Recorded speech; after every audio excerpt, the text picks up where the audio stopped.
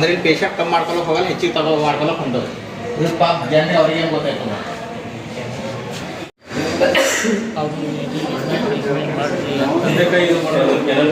ಅದು ಹೇಳ್ಬೇಡ್ರಿ. ಡಾಕ್ಟರ್ಗಳು ಯಾರು ಭೀ ನೋಡ್ರಿ ರಾತ್ರಿ ಟಿವಿ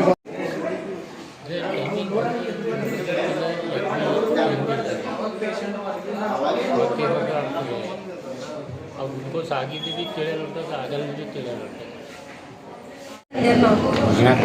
ಮುಂಜಾನೆ ಬರ್ತಾರೆ. ಅದೇನೋ ವಾಪಸ್ ಅವ್ರು ಟೈಮ್ ಟು ಟೈಮು ಅವ್ರದ್ದು ಕೇಸ್ ಬುಕ್ನಾಗ ಬರ್ದಿಂದ ಇರ್ತದೆ, ಯಾವಾಗ ಹಚ್ಚಬೇಕು ಯಾವಾಗಿಲ್ಲ ಅಂಬೋದು. ಇಲ್ರಿ ಮುಂಜಾನೆ ನೋಡ್ದು ಐತೆಲ್ಲ ತರಲ್ಲ ಹೋಗೋದಿಲ್ಲ. ಯಾರು ತರಲೊಂಡ್ರ ಡಾಕ್ಟರ್ ಸಾಬ್ರ ಏನು ಹೊರಗಿಂದ ಬರ್ಕೊಟ್ರ? ಹೊರಗಿಂದ ಅಂತ ಹೇಳ್ಯಾರ. ಇಲ್ಲೇ ಅದಂತ ಸಿಗಲ್ ಹೋಗತ್ತಲ್ಲ. ಯಾವ್ರನ್ನು ನಮ್ದು ಡಾರ್ಗೋರಿ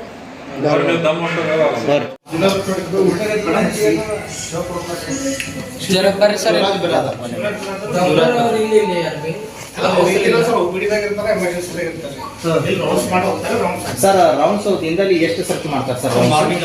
ಮಾರ್ನಿಂಗ್, ಆನಂತರ ಆಫ್ಟರ್ನೂನ್ ಆಗಲಿ ಈವ್ನಿಂಗ್ ಆಗಲಿ ಬರೋಂಗಿಲ್ಲ. ಮತ್ತೆ ಸರ್ ನೀವು ಇಲ್ಲಿ ಬೆಳಗ್ಗೆ ಏನು ಟ್ರೀಟ್ಮೆಂಟ್ ಕೊಡ್ತೀರಾ ರೋಗಿಗಳಿಗೆ? ಏನು ಯಾವ ಮೆಡಿಸನ್ ಅಲ್ಲಿ ಇಟ್ಟರೆ ಆಲ್ರೆಡಿ ಮೆಡಿಸಿನ್ ಟ್ರಾಲಿ ಮ್ಯಾಗ ನೀವು ಇಂಜೆಕ್ಷನ್ ಅನ್ನ ಲೋಡ್ ಮಾಡಿ ಇಟ್ಟಿದ್ದೀರಿ, ಅದಕ್ಕೆ ಸಿರೆಂಜ್ ಇಲ್ಲ, ಸಿರೆಂಜ್ ಕ್ಯಾಪ್ ಇಲ್ಲ, ಇದು ಐಸೋಲೇಷನ್ ವಾರ್ಡ್ ಬೇರೆ. ಇಲ್ಲಿ ಇನ್ಫೆಕ್ಟೆಡ್ ಜಾಸ್ತಿ ಆಗುತ್ತಾ ಸರ್, ನೀವು ಕಡಿಮೆ ಆಗುತ್ತಾ ಸರ್ ಅದರಿಂದ? ಯಾವಾಗ ಮಾಡ್ತಾರೆ ಸರ್ ಅದು ಇಂಜೆಕ್ಷನ್? ಅದು ಆ ಥರ ಡಿಸ್ಕರ್ ಯಾವಾಗ ಮಾಡ್ತೀರಿ? ನಿಮ್ಮ ಸ್ಟಾಫ್ ಹೇಳ್ತಾರೆ ಅದು ಬೆಳಗ್ಗೆ ಯಾವಾಗ ಪೇಷಂಟ್ ಬಂದರೆ ಅವ್ರಿಗೆ ಕೊಡೋಕ್ಕೋಸ್ಕರ ಲೋಡ್ ಮಾಡಿ ಇಟ್ಟಿದ್ದೀವಿ, ಒಂದ್ಸಲ ಡೆಸ್ಟ್ರಾಯ್ ಮಾಡ್ತೀವಿ. ಡೆಸ್ಟ್ರಾಯ್ ಎಷ್ಟು ತಾಸಲ್ಲಿ ಮಾಡಬೇಕು? ಎಲ್ಲಿ ಯಾವಾಗ? ಇಲ್ಲ ಇಲ್ಲ ಪರವಾಗಿಲ್ಲ, ನಾನು ಕೇಳ್ತೀನಿ ಅಷ್ಟೇ. ಬಾಯ್ ಮೆಡಿಕಲ್ ವೇಸ್ಟ್ ಗೊತ್ತದ ರೀ ಸರ್ ನಿಮಗೆ? ಬಾಯ್ ಮೆಡಿಕಲ್ ವೇಸ್ಟ್ ಅಲ್ಲಿ ಯಾವ ಥರ ಬಾಯ್ ಇಲ್ಲ ನಾನು ಹೇಳ್ತೀನಿ. ಬಾಯ್ ಮೆಡಿಕಲ್ ವೇಸ್ಟ್ ಅಂದ್ರೆ ಏನು? ಅಲ್ಲಿ ಏನದ ಬಾಯ್ ಮೆಡಿಕಲ್ ವೇಸ್ಟ್ ಪ್ರಾಪರ್ಲಿ ನಡೀತಾ ಇದೆಯಾ? ತಾವು ಕಾರ್ಯ ತಾವು ಸರಿಯಾಗಿ ನಿಭಾಯಿಸ್ತಾ ಇದ್ದೀರಾ ನೀವು? ತಮ್ಮ ಹೆಸರು? ನೀವು ತಂದ್ರಿ?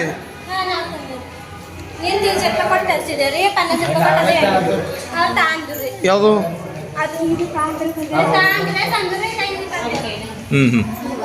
ಸ್ಟಾಕ್ ಇರ್ಲಾಕಿಲ್ಲ. ಯಾರವ ಇದಕ್ಕೆ? ಮೆಡಿಸಿನ್ ಡಿಪಾರ್ಟ್ಮೆಂಟ್ ಬರ್ತಾರೆ ಅಂತಪ್ಪ ಸರ್. ಅಂದ್ರೆ ಇದಕ್ಕೇನು ಕಳಿಸ್ತಲ್ಲ ಅವರು, ಇದು ಟ್ಯಾಬ್ಲೆಟು. ಹಾಂ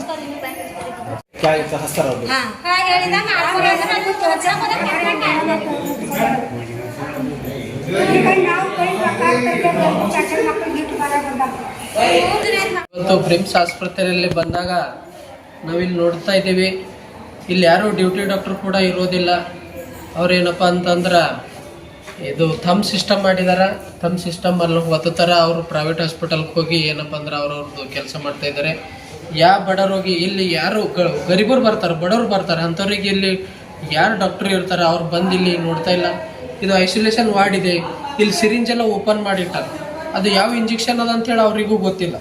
ಅದು ಯಾವ್ದಾರ ಪೇಷಂಟ್ ಎಮರ್ಜೆನ್ಸಿ ಬಂತಂತಂದ್ರೆ ಅದಕ್ಕೆ ಇಂಜೆಕ್ಷನ್ ಯಾವ್ದು ಕೊಡಬೇಕು? ಇಲ್ಲ ಆಲ್ರೆಡಿ ಇಂಜೆಕ್ಷನ್ ಇರ್ತಾವೆ, ಅದೇ ಲೋಡ್ ಮಾಡಿ ಅವಾಗಿಂದ ಅವಾಗ ಕೊಡ್ಲಕ್ಕೆ ಒಂದು 10 ಸೆಕೆಂಡ್ ಟೈಮ್ ಹತ್ತದ, ಅದಕ್ಕಿಂತ ಹೆಚ್ಚಿಗೆ ಹತ್ತದ. ಇವ್ರು ಏನು ಮಾಡತ್ತಾರೆ, ಎಲ್ಲ ಇಂಜೆಕ್ಷನ್ ಓಪನ್ ಮಾಡಿಟ್ಟು ಇದು ಮಾಡ್ತಾರೆ. ಇದಕ್ಕೆಲ್ಲ ಕಾರಣ ಯಾರಪ್ಪ ಅಂತಂದ್ರೆ ಇಲ್ಲಿ ಇರ್ತಕ್ಕಂಥ MS ಬಾಳಿ ಅವ್ರು ಇದ್ದಾರೆ, SS ಬಾಳಿ ಅಂತ ಹೇಳಿ. ಇದು ಎಲ್ಲ ಡಿಪಾರ್ಟ್ಮೆಂಟ್ ಅವರಿಗೆ ಬಂದಿರ್ತದ. ಶಿವಯೋಗಿ ಬಾಲಿ ಅಂತ ಹೇಳಿ ಅವ್ರ ಹೆಸರು. ಯಾಕಂತಂದ್ರೆ ಎಲ್ಲ ಡಾಕ್ಟರ್ ಅವ್ರ ಅಂಡರ್ದಾಗೆ ಇದ್ದಾರೆ. ಈ ಶಿವಯೋಗಿ ಬಾಲಿ ಅವ್ರು ಏನು ಮಾಡ್ತಾ ಇದ್ದಂತಂದ್ರೆ ಗೌರ್ಮೆಂಟ್ ಡಾಕ್ಟರ್ಸ್ ಇರ್ತಾರಲ್ಲ ಅವ್ರಿಗೆ ಏನಪ್ಪ ಅಂತಂದ್ರೆ ಇಲ್ಲಿ ನೀವು ಹಾಜರಿ ಹಾಕ್ರಿ ಹೋಗ್ರಿ, ಅವ್ರ ಡ್ಯೂಟಿ ಯಾರು ಬರ್ಲತ್ತಿಲ್ಲ. ಇದು ಯಾವುದು ಕೂಡ ಇವ್ರು ಶಿವಯೋಗಿ ಬಾಲಿ ಅವ್ರು ನೋಡ್ತಾ ಇಲ್ಲ. ಆದಷ್ಟು ಬೇಗನೆ ಇಲ್ಲಿ ಇನ್ಚಾರ್ಜ್ ಮಿನಿಸ್ಟರ್ ಈಶ್ವರ್ ಖಂಡ್ರೆ ಅವ್ರಿಗೆ ನಾವು ವಿನಂತಿ ಮಾಡ್ಕೊಳ್ಳೋದೇನಂತಂದ್ರೆ ಇಂಥ ಇರ್ತಕ್ಕಂಥ ಭ್ರಷ್ಟ MS ಬಾಲಿ ಅಂತ ಭ್ರಷ್ಟ ಅಧಿಕಾರಿಗಳಿಗೆ ಇಲ್ಲಿಂದ ತೆಗೆದುಹಾಕಬೇಕು.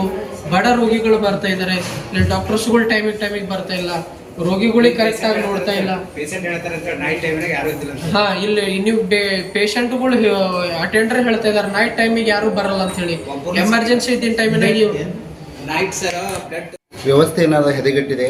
ಇಲ್ಲಿರುವಂಥ ಡಾಕ್ಟ್ರುಗಳಾಗಲಿ ನರ್ಸ್ಗಳಾಗಲಿ ಯಾರೂ ಕೂಡ ಸೀರಿಯಸ್ ಆಗಿ ವರ್ಕ್ ಮಾಡ್ತಾ ಇಲ್ಲ.